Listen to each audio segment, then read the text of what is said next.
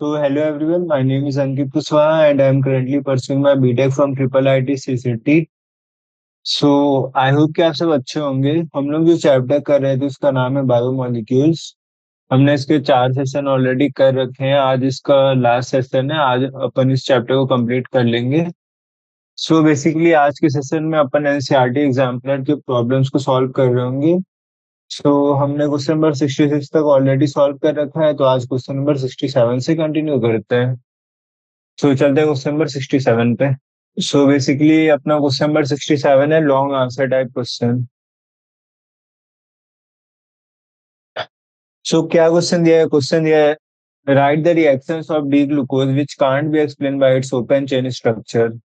How can cyclic structure of glucose explain this reaction. तो basically हमें वो reaction बताने हैं डी ग्लूकोज के जो उसके ओपन चेन स्ट्रक्चर को एक्सप्लेन नहीं कर पाते हैं। ठीक है, तो एक एक करके देखते हैं। तो सबसे पहले अपने पास होता है कि ग्लूकोज के पास एक एल्डिहाइडिक ग्रुप भी होता है। ठीक है, उसके बाद भी वो बहुत सारे ऐसे रिएक्शंस है जो उसे करने चाहिए पर वो नहीं करता है। जैसे कि वो अमोनिया से रिएक्ट नहीं करता है, सोडियम बाइसल्फाइड से रिएक्ट नहीं करता है। ठीक है, एक स्किफ टेस्ट होता है उसमें वो फेल हो जाता है। तो ये सब उसका ओपन चेन स्ट्रक्चर एक्सप्लेन नहीं कर पाता है। ठीक है, तो अपन एक एक करके देखते हैं। तो अपना पहला क्या है, फर्स्ट है अपना ये क्वेश्चन नंबर 67 है। फर्स्ट अपना despite having an aldehyde group despite having an aldehyde group glucose does not undergo certain reactions glucose does not undergo certain reactions basically वो रिएक्शंस क्या होते हैं, कैरेक्टरिस्टिक रिएक्शंस होते हैं एल्डिहाइड्स के। ठीक है, तो इसको अपन लिख लेते हैं certain characteristic reactions of aldehyde characteristic reactions of aldehydes. अपने पास एग्जांपल्स में क्या क्या एग्जांपल है अपने पास, glucose does not react with ammonia. ठीक है, अमोनिया से रिएक्ट नहीं करता है glucose. Glucose does not react with ammonia. उसके बाद अपने पास और क्या एग्जांपल है, सोडियम बाइसल्फाइड से भी रिएक्ट नहीं करता है ग्लूकोज। ठीक है, तो एक अपने पास ये एग्जांपल हो गया, glucose does not react with sodium bisulphite. Sodium bisulphite का फॉर्मूला क्या होता है, NaHSO3 to form addition product. So ये था अपना फर्स्ट पॉइंट। अपने पास सेकंड पॉइंट है। अपने पास सेकंड पॉइंट क्या है, डी प्लस ग्लूकोज है ना, वो दो स्टीरियो आइसोमेरिक फॉर्म्स में एग्जिस्ट करता है। ठीक है, कौन कौन से, अल्फा डी ग्लूकोज और बीटा डी ग्लूकोज। ठीक है, और इन दोनों फॉर्म्स का क्या होता है, मेल्टिंग पॉइंट और ऑप्टिकल रोटेशन अलग होता है। क्यों होता है इसका हमारे पास एक्सप्लेनेशन नहीं है। ठीक है, ओपन चेन स्ट्रक्चर के थ्रू। तो अपना सेकंड पॉइंट क्या है, D plus glucose exist in two stereo isomeric forms. ठीक है, exists in two stereo isomeric forms. कौन कौन से, that is alpha D glucose and beta D glucose. Alpha D glucose and beta D glucose. और इन दोनों forms का क्या होता है, ये दोनों फॉर्म्स क्रिस्टलाइन होते हैं और इन दोनों का मेल्टिंग पॉइंट और ऑप्टिकल रोटेशन अलग होता है। क्यों होता है इसका कोई सॉल्यूशन नहीं है, कोई एक्सप्लेनेशन नहीं है through open chain structure of glucose. These two forms, these two forms are crystalline and have different melting points and optical rotation. Different melting points and optical rotations. So I hope कि ये second point भी आप सबको clear होगा। अब अपन देखते हैं third point. Third point क्या है, थर्ड पॉइंट है अपने पास ग्लूकोज जो है ना वो हाइड्रो हाइड्रोक्सिल अमीन से रिएक्ट करके ऑक्साइम बनाता है। ठीक है, पर ग्लूकोज पेंटाएसिटेट नहीं रिएक्ट करता हाइड्रोक्सिल अमाइन से। ठीक है, इससे हमें क्या पता चलता है, इससे हमें पता चलता है कि CHO ग्रुप जो है वो ग्लूकोज पेंटाएसिटेट में प्रेजेंट नहीं है, ठीक है। तो ये भी अपना ओपन चेन स्ट्रक्चर एक्सप्लेन नहीं कर पाया था। तो अपने पास थर्ड पॉइंट क्या है, glucose reacts with hydroxylamine to form an enzyme to form an enzyme, but glucose pentacetate does not react with hydroxylamine, ठीक है। Glucose पेंटासिटेट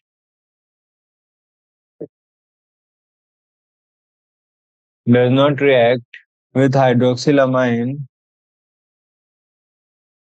to form an enzyme। इससे हमें क्या पता चलता है, this shows that CHO group is absent in glucose pentacetate। This shows that CHO groups is not present in glucose pentacetate, is not present in glucose pentacetate। सो ये था अपना third point. अपने पास एक और पॉइंट है, एक्वा सॉल्यूशन होता है ना जो ग्लूकोज का, वो अपने को म्यूटर रोटेशन शो करता है। म्यूटर रोटेशन क्या होता है, स्पेसिफिक रोटेशन जो है ग्रेजुअली डिक्रीज करता है, ठीक है, इन केस ऑफ अल्फा ग्लूकोज। पर बीटा ग्लूकोज के केस में क्या होता है, वो इंक्रीज करता है। तो ये ऐसा क्यों होता है, लाइक अल्फा ग्लूकोज में डिक्रीज कर रहा है पर बीटा ग्लूकोज में इंक्रीज कर रहा है, ये भी अपना ओपन चेन स्ट्रक्चर एक्सप्लेन नहीं कर पाया था। तो अपन ये फोर्थ पॉइंट भी नोट कर लेते हैं। An aqueous solution of glucose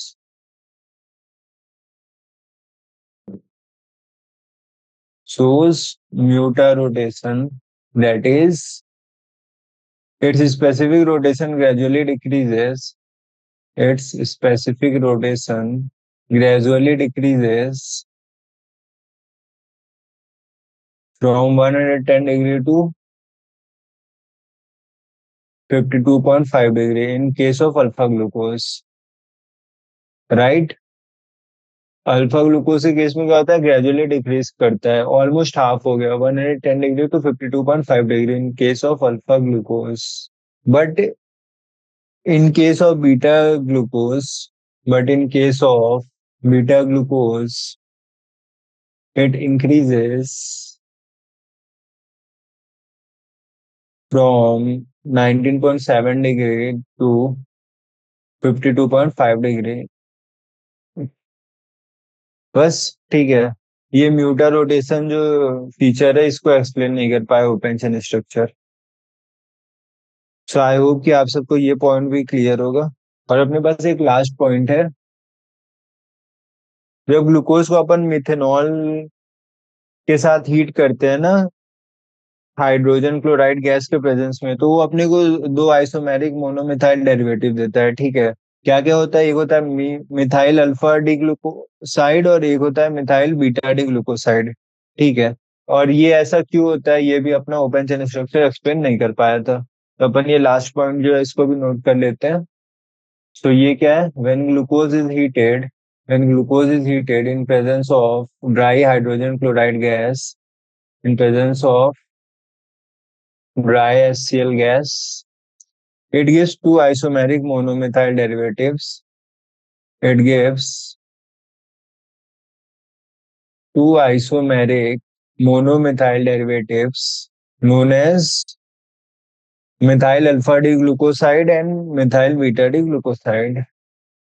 Known as methyl alpha D glucoside and methyl beta D glucoside। इन सारे पॉइंट से अपने को क्या पता चलता है कि ग्लूकोज का ओपन चेन स्ट्रक्चर एग्जिस्ट ही नहीं करता है, ठीक है। तो ये लास्ट अपना पॉइंट क्या है, this results conclusion, this results shows that glucose does not exist या फिर does not have open chain form structure. So ये था अपना क्वेश्चन नंबर 67। आई होप कि आप सबको क्लियर होगा। अब अपन चलते हैं क्वेश्चन नंबर 68 पे। सो क्वेश्चन नंबर 68 क्या है, on the basis of which evidences D glucose was assigned the following structure. तो हम सबको पता है ग्लूकोज का स्ट्रक्चर ये होता है, ठीक है। तो ये स्ट्रक्चर क्यों है ग्लूकोज का, ठीक है। तो हमें कौन कौन से हमारे पास एविडेंस है जिससे पता चलता है कि ग्लूकोज का स्ट्रक्चर ऐसा होता है। तो एक एक करके देखते हैं। तो सबसे पहले अपन स्ट्रक्चर बना लेते हैं एक बार। CHO, CHOH4, CH2OH।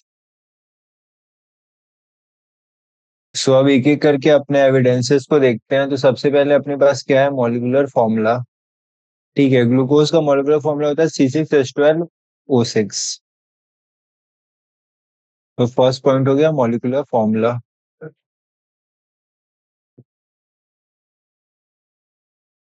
The molecular formula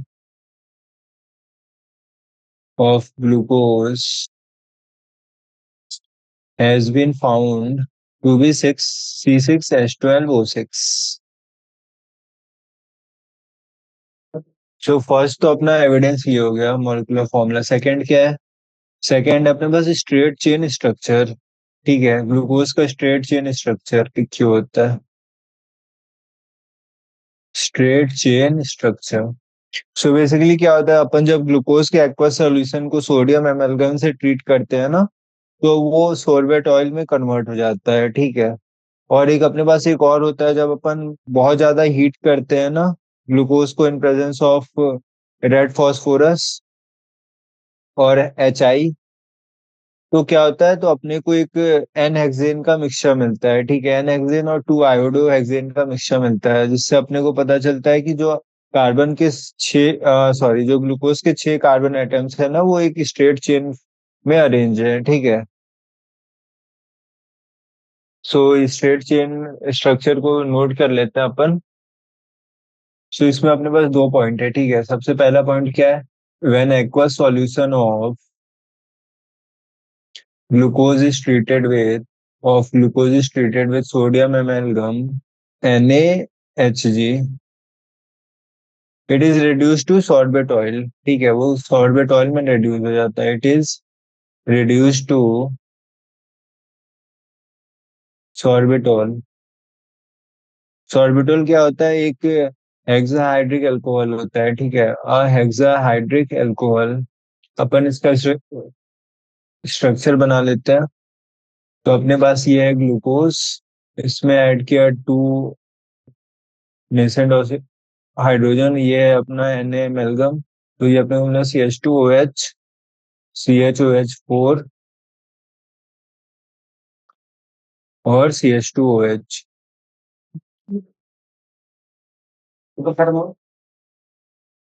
sorbitol. और अपने पास एक और पॉइंट होता है, prolonged heating with hydroiodic acid and a red phosphorus at 100 degree Celsius gives a mixture of N-hexane and 2-iodohexane, ठीक है। gives a mixture of gives a mixture of N-hexane and 2-iodohexane। इससे अपने को क्या confirmation मिलती है, इससे अपने को कंफर्मेशन मिलती है कि जो ग्लूकोज के 6 कार्बन एटम है ना, वो एक स्ट्रेट चेन में अरेंज्ड है। The formation of an hexane suggests that all the 6 carbon atoms in glucose are arranged in straight chain structure, arranged in a straight chain structure of glucose। अपन इसका reaction लिख लेते हैं। ये अपने पास glucose, इसका अपन रिएक्शन करा रहे हैं in presence of HI and red phosphorus 100 degree Celsius पे। तो अपने को क्या मिलेगा, अपने को मिलेगा एन हेक्सेन, ये हो गया अपना एन हेक्सेन। और अपने को मिलेगा 2-iodohexane, 2-iodohexane। तो इस प्रोडक्ट से अपने को क्या कंफर्म होता है, इससे अपने को कंफर्म होता है कि जो ग्लूकोज के 6 कार्बन एटम वो स्ट्रेट चेन स्ट्रक्चर में है, ठीक है। तो यही था अपना क्वेश्चन नंबर 68। आई होप कि आप सबको क्लियर होगा। आई होप यहाँ तक आप सबको क्लियर होगा। अब अपन नेक्स्ट पॉइंट देखते हैं, third point. So third point क्या है? थर्ड पॉइंट है अपने पास 5 हाइड्रोक्सिल ग्रुप्स। ठीक है, प्रेजेंस ऑफ 5 हाइड्रोक्सिल ग्रुप्स। तो जब अपन एसाइलेशन करते हैं ना ग्लूकोज का एसिटिक एनहाइड्राइड के प्रेजेंस में, तो अपने को एक ग्लूकोज पेंटासीटेट मिलता है, जिससे अपने को कंफर्म होता है कि ग्लूकोज में कितने हैं, 5 OH ग्रुप्स है। ठीक है, तो ये तो सिंपल है। On acylation of glucose, on acylation of glucose with acetic anhydride, glucose gives a glucose gives a pentacetate. This confirms that glucose contains 5 OH groups, right? This confirms that glucose contains 5 OH groups. So I hope कि आप सबको third point भी clear होगा। अपने पास एक और point है, presence of one primary alcoholic group. Presence of one primary alcoholic group. So basically जब अपन ऑक्सीडेशन करते हैं ना नाइट्रिक एसिड के साथ, तो ग्लूकोज और ग्लूकोनिक एसिड दोनों क्या करते हैं, दोनों सेम डाई कार्बोक्सिलिक एसिड देते हैं। ठीक है, जिसका नाम क्या है, साकारिक एसिड या फिर ग्लूकोरिक एसिड। इससे अपने को पता चलता है कि एक प्राइमरी अल्कोहलिक ग्रुप भी प्रेजेंट है। ठीक है, तो अपने अपना क्या हो जाएगा सॉल्यूशन। अपन नोट कर लेते हैं, on oxidation with concentrate concentrated nitric acid, both glucose and gluconic acid,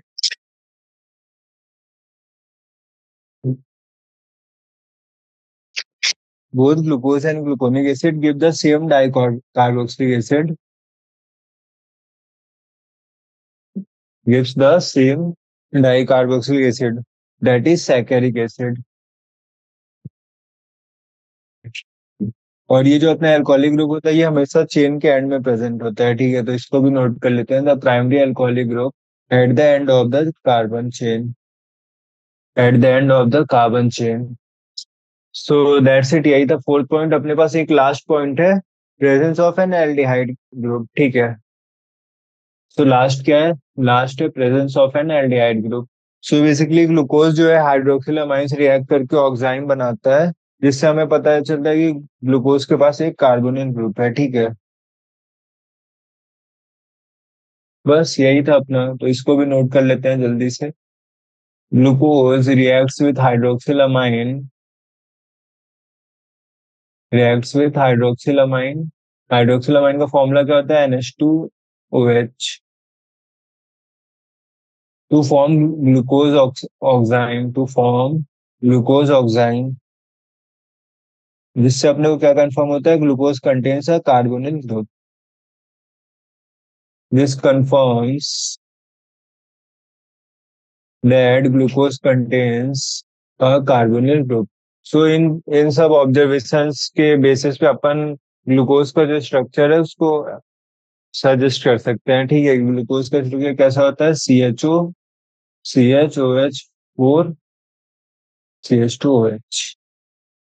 so that's it, यही था क्वेश्चन नंबर 68। आई होप कि आप सबको क्लियर होगा। अब अपन चलते हैं अपने नेक्स्ट क्वेश्चन पे, जो कि क्वेश्चन नंबर 69। सो क्या है, carbohydrates are essential for life in both plants and animals. Carbohydrate हम प्लांट्स और एनिमल दोनों के लिए एसेंशियल होता है। ठीक है, name the carbohydrates that are used as storage molecules in plants and animals.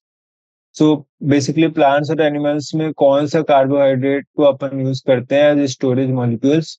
और अपने को और बताना है, also name the carbohydrate which is present in wood और in the fibre of cotton cloth. और अपने को एक और कार्बोहाइड्रेट का नाम बताना है जो कि वुड और कॉटन क्लॉथ के फाइबर में प्रेजेंट होता है।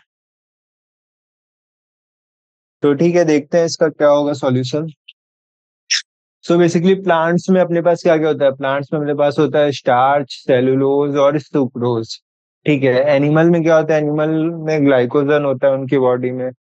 अपन ग्लाइकोजन को क्या बोलते हैं, एनिमल स्टार्च बोलते हैं इसीलिए। ठीक है, और क्या होता है, ग्लाइकोजन कहाँ का प्रेजेंट होता है, लीवर में होता है, मसल्स में होता है, ब्रेन में होता है। और बॉडी को जब भी ग्लूकोज चाहिए होता है तो एंजाइम्स क्या करते हैं, ग्लाइकोजन को ब्रेक कर देते हैं और उसको ग्लूकोज में कन्वर्ट कर देते हैं, राइट। और सेलुलोज क्या होता है, सेलुलोज जो है वो अपना वुड और फाइबर क्लॉथ्स में प्रेजेंट होता है। तो बेसिकली यही इसका आंसर है, अपन इसको नोट कर लेते हैं। सो एक एक करके तीनों पॉइंट्स देखते हैं। सो ये अपना question number 69। So first point है अपने पास प्लांट्स के regarding. So plants contain mainly starch, cellulose, and sucrose. Plants contain mainly starch, cellulose, sucrose, etc. So ये तो गया प्लांट्स का। अब देखते हैं एनिमल्स का। सो बेसिकली एनिमल की बॉडी में क्या होता है, ग्लाइकोजन होता है। ठीक है, animal contain glycogen in the body. So glycogen is also known as animal starch. ठीक है, so glycogen is also known as animal starch. अब क्या होता है, ग्लाइकोजन बॉडी के कौन कौन से पार्ट में प्रेजेंट होता है, तो बेसिकली लिवर में, मसल्स में और ब्रेन में प्रेजेंट होता है। ठीक है, तो अपन इसको भी नोट कर लेते हैं। ये भी एक इम्पॉर्टेंट पॉइंट है। Glycogen is present in liver, muscles and brain. So whenever our body needs glucose, whenever our body needs glucose, enzyme breaks glycogen down to glucose, right? Enzyme breaks glycogen down to glucose. तो I hope कि आपको ये point भी clear होगा। अब अपन अपना third point देखते हैं। थर्ड पॉइंट में अपने को पूछा था कि वुड और फाइबर क्लॉथ में कौन सा, क्लॉथ के फाइबर्स में और वुड में कौन सा कार्बोहाइड्रेट प्रेजेंट होता है, तो बेसिकली सेलुलोज। ठीक है, इसका आंसर क्या है, cellulose. Cellulose is present in wood and fibre of cloth.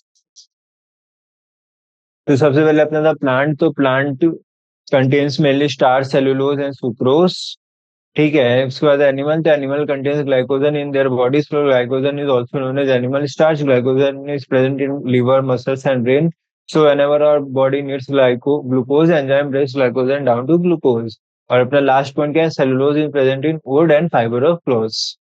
So that's it. ये था अपना क्वेश्चन नंबर 69। आई होप कि आप सबको क्लियर होगा। अब अपन चलते हैं क्वेश्चन नंबर 70 पे।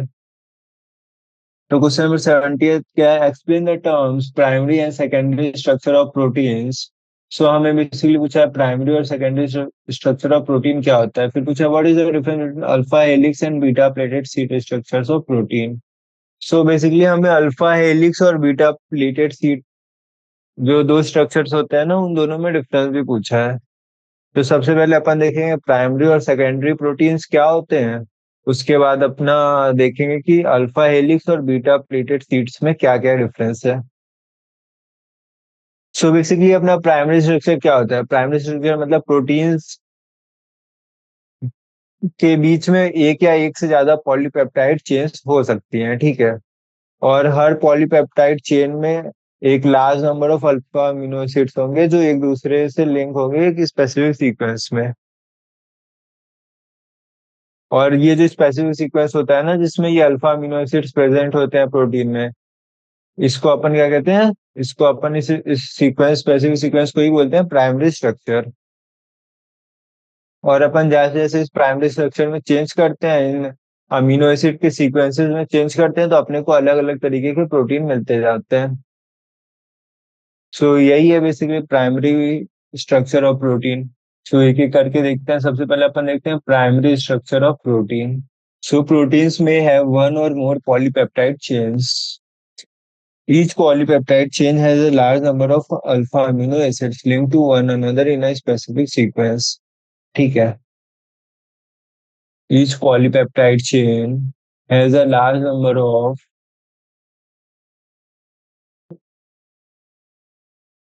alpha amino acids linked to one another in a specific sequence.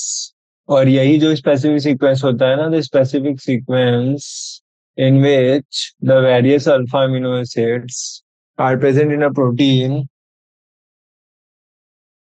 is called as primary structure.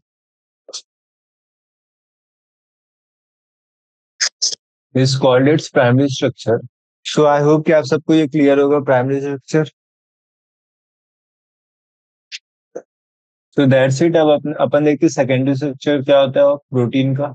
So basically जो अपना पॉलीपेप्टाइड चेन्स होता है ना वो किस मैनर में फोल्डेड है या फिर अरेंज है उसको ही अपन क्या बोलते हैं, उसको अपन बोलते हैं सेकेंडरी स्ट्रक्चर ऑफ प्रोटीन. ठीक है, तो उससे अपने को क्या पता चलता है, सेकेंडरी स्ट्रक्चर से बेसिकली अपने को प्रोटीन का जो शेप है या फिर कॉन्फॉर्मेशन है वो पता चलता है. राइट. तो यही था बस secondary structure of protein. The secondary structure of protein gives the manner in which the polypeptide chains are folded or arranged, in which the polypeptide chains are folded or arranged. Therefore, it gives the shape or conformation of the protein. It gives the shape or conformation of protein. So that's it. यही था अपना secondary structure of protein. सो अब अपने को पूछा है इस question में second part, what is the difference between alpha helix structure and beta pleated seeds. ठीक है, तो अपन एक एक करके देखते हैं कि अल्फा हेलिक्स और बीटा प्लेटेड सीट में क्या क्या डिफरेंस होता है. ठीक है, तो सबसे पहले अपन देखते हैं अल्फा हेलिक्स को, उसके बाद अपन देखेंगे बीटा प्लेटेड को.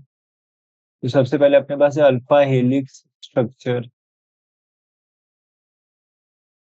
सो बेसिकली अल्फा हेलिक्स जो है वो सबसे कॉमन फॉर्म होता है. ठीक है, in which a polypeptide chains form all possible types of hydrogen bonds by twisting into a right handed screw with the NH group of each amino acid residue hydrogen bonded to CO group of the adjacent turn of the helix. ठीक है, तो basically क्या होता है, जो अपना alpha helix structure होता है ना उसमें क्या होता है, उसमें हाइड्रोजन बॉन्डिंग होती है एनएच ग्रुप और सीओ ग्रुप के बीच में. ठीक है, तो अपन इसको नोट कर लेते हैं थोड़ा सा. Alpha helix is the most common form is the most common form in which a polypeptide chain forms all possible types of hydrogen bonds by twisting into a right-handed screw. By twisting into a right-handed screw with the NH group of each amino acid residue hydrogen bonded to CO group of the adjacent term of the helix. Residue hydrogen bonded to CO group of the adjacent term of the helix. So ये था alpha helix. I hope कि आप सबको clear होगा. अपन इसका structure भी देख लेते हैं, रफ डायग्राम में देख लेते हैं अपन इसका कैसा होता है. ठीक है, सो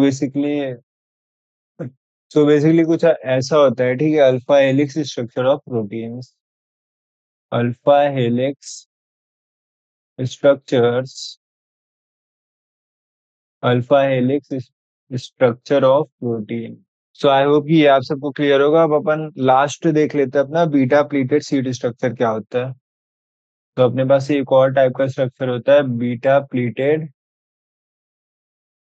सीट स्ट्रक्चर.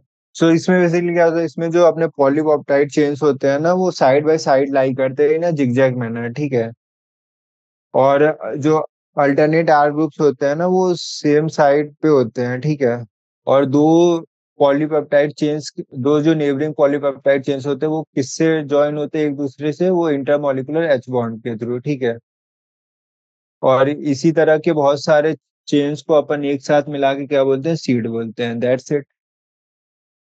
तो इसको भी लिख देते हैं, लिख नोट कर लेते हैं अपन. In this conformation the polypeptide chains lie side by side in a zigzag manner lie side by side in a zigzag manner with alternate R groups on the same side situated at fixed distances apart at fixed distances apart. और जो दो neighbouring polypeptide chain है वो तो कैसे join होते हैं एक दूसरे को, थ्रू इंटरमॉलिक्यूलर एच बॉन्ड. ठीक है, तो इसको भी नोट कर लेते हैं। Two neighbouring polypeptide chains are held together by intermolecular H bond. और ऐसे बहुत सारी चेन को एक साथ अपन क्या कहते हैं, सीड बोलते हैं, ठीक है। A number of such chains can be interbonded to form a sheet. अब अपन देखेंगे कि कैसा दिखता है, ठीक है, एक रफ आइडिया ले लेते हैं। बीटा प्लेटेड सीट्स कैसा दिखता है। तो बस कुछ ऐसा ही होता है अपना beta pleated seat structure. So I hope कि क्वेश्चन नंबर 70 भी आप सबको क्लियर होगा। अब अपन चलते हैं अपने क्वेश्चन नंबर 71 पे, जो कि लास्ट क्वेश्चन है इस एग्जाम्पलर सीरीज का इस चैप्टर का, बायोमोलिक्यूल्स का। तो क्या है अपने पास question number 71। Write the structures of fragments produce on complete hydrolysis of DNA. तो डीएनए का हाइड्रोलिसिस होता है तो अपने को जो जो फ्रेगमेंट्स मिलते हैं ना, उन सबके स्ट्रक्चर लिखने हैं। तो बेसिकली अपने को क्या क्या मिलता है, जब भी अपन डीएनए का हाइड्रोलिसिस करते हैं तो अपने को एक पेंटोज शुगर मिलता है, एक फॉस्फोरिक एसिड मिलता है, और एक नाइट्रोजन कंटेनिंग कंपाउंड्स होते हैं जिनको बेसेस बोलते हैं, वो मिलते हैं, ठीक है।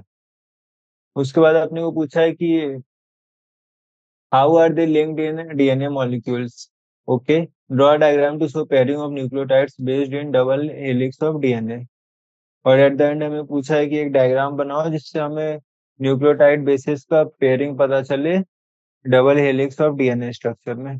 तो ठीक है, एक एक करके इसको देखते हैं। तो सबसे पहले अपना डीएनए के हाइड्रोलिसिस वाला पार्ट करते हैं।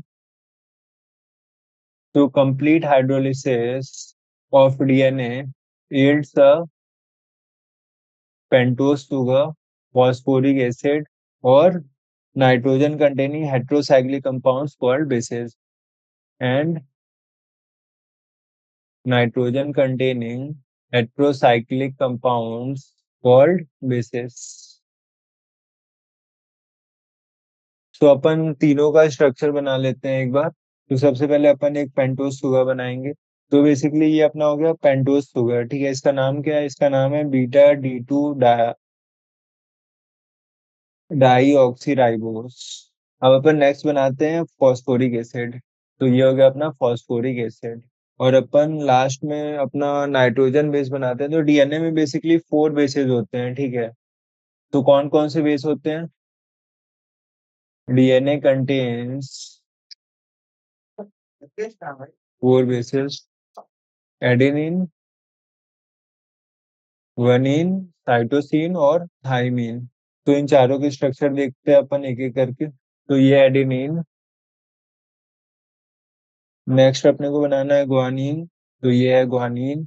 नेक्स्ट है अपने पास साइटोसिन। तो ये है साइटोसिन। और लास्ट है अपने पास थाइमिन। ये अपने पास थाइमिन। तो बेसिकली हमने सारे फ्रेगमेंट्स से स्ट्रक्चर बना लिया। अपन ने सबसे पहले बनाया पेंटोज शुगर। उसके बाद अपन ने बनाया फॉस्फोरिक एसिड। उसके बाद अपने चारों बेसिस बना लिए, एडेनिन, गुआनिन, साइटोसिन और थाइमिन, ठीक है।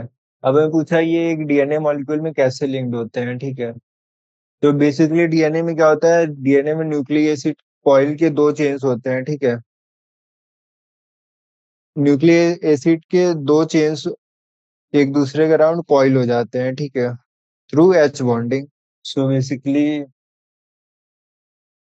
in DNA, 2 chains of nucleic acid coil about each other and held together by H bonds between bases of 2 chain। तो दैट्स इट, ठीक है। अपन इसका स्ट्रक्चर देख लेते हैं। इसका स्ट्रक्चर थोड़ा कॉम्प्लेक्स है पर ठीक है, एक रफ आइडिया ले लेते हैं, ठीक है, कि ये कैसा होता है। मैं एग्जैक्ट नहीं बता रहा हूँ, बस एक रफ आइडिया ले रहा हूँ, ठीक है, रफ आइडिया दे रहा हूँ कि एक्चुअली में कैसा दिख। तो यहाँ पे अपना होता है एस पी एस